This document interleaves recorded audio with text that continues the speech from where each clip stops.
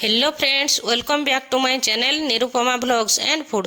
आज रेसिपीटी आरंभ करने पूर्वर जदि कहीं मो चैनल को आज नुआ आसी ताहले प्लीज मो चैनल को प्रथम सब्सक्राइब कर दियंतु, पाखरे थिबा बेल आइकन को प्रेस कर दियंतु, जहा फଳରେ मोर नुआ नुआ वीडियो नोटिफिकेशन आपण मानक पाखरे खूब शीघ्र पहुंची पारिबो। चलंतु आज बनैबा चिंगुड़ी मसला। सेथिपई प्रथमे आमे चिंगुड़ी को सफा करि नेबा। देखंतु चिंगुड़ी को एमिति सफा करि नेबे, ता ऊपर स्किन को एमिति भलो भाबरे छड़ेई नेबा। चिंगुड़ी देहरे गोटिए पतला कला सूता परि थाए, ताकू बाहर कर देबा। एपरि टिके छुरी सहाय्य रे काटी नेबा। देखंतु एई जो कला सूता परि देखा जाउची, ताकू एमिति आस्ते आस्ते टाणी की बाहर कर देबा। एही परि भाबरे सबु चिंगुड़ी को सफा करि नेबा। मु एठारे सबु चिंगुड़ी को भलो भाबरे धोई की सफा कर नेछि। एबे ताको मारिनेट करिबा। किछि लूण पकेइबा एवं हाफ चामच हळदी गुंड पकेइबा। भलो भाबरे ताको गोळेई नेबा एवं 5 मिनिट पाई साइड रे रखी देबा। मसला पाई मु एठारे 6-7 कला रसुण, 3टा सुखला लंका, गोटे छोटो पियाज एवं हाफ इंच अदा नेछि। चलंतु ताको फाइन पेस्ट कर नेबा। हाफ चामच जीरा नेछि।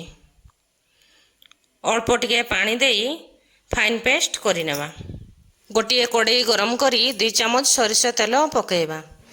एबे तेल गरम हो गलानी, चिंगुड़ी को फ्राई करि नेबा। चिंगुड़ी को बेसी फ्राई करिबानी। गोटे 2 मिनिट परे चिंगुड़ी को उल्टेई देबा।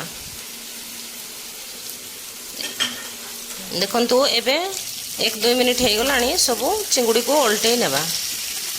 टिके खाली कंचा बासना जीवा पर्यंत फ्राई करिबा।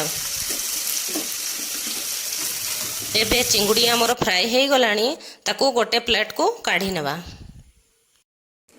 से कड़ाई रे ही आउ 2 चामच तेल गरम करिबा। तेल गरम हो गला परे गोटे पियाज को छोट छोट काटी की एमती पकेइबा।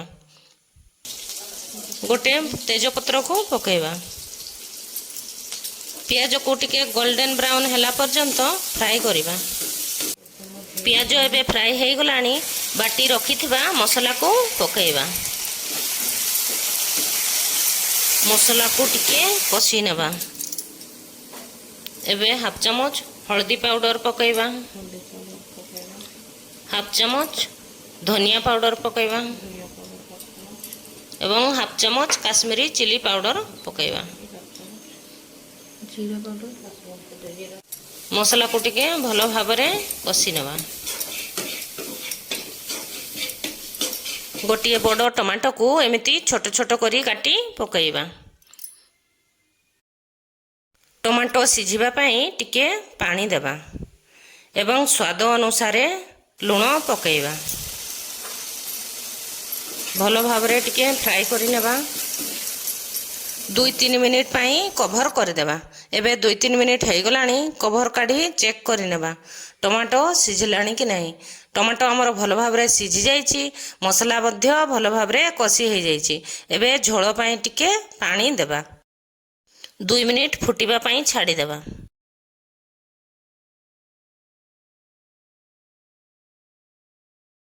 एबे 2 मिनिट हो गलानी, चिंगुड़ी को पकई देबा। मसला सहित भलो भाबरे मिक्स करी 3-4 मिनिट पाई कवर कर देबा।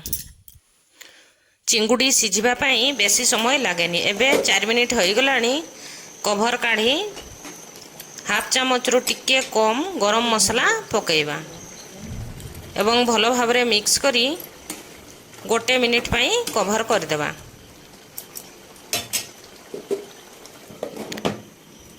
एबे देखंतु हमर चिंगुड़ी मसला रेडी हो गला। यहा को घरे थरे समस्ते निश्चय ट्राई करंतु। यहा खाइबा को बहुत स्वादिया लागि थाए। देखंतु केते सुंदर देखा जाउछि।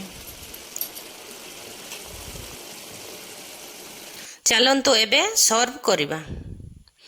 रेसिपीटी जदि आपण मन को भल लागु थाए, ताहले गोटे लाइक, शेयर एवं कमेंट करने को जमारू भूलिबेनी। Thanks for watching.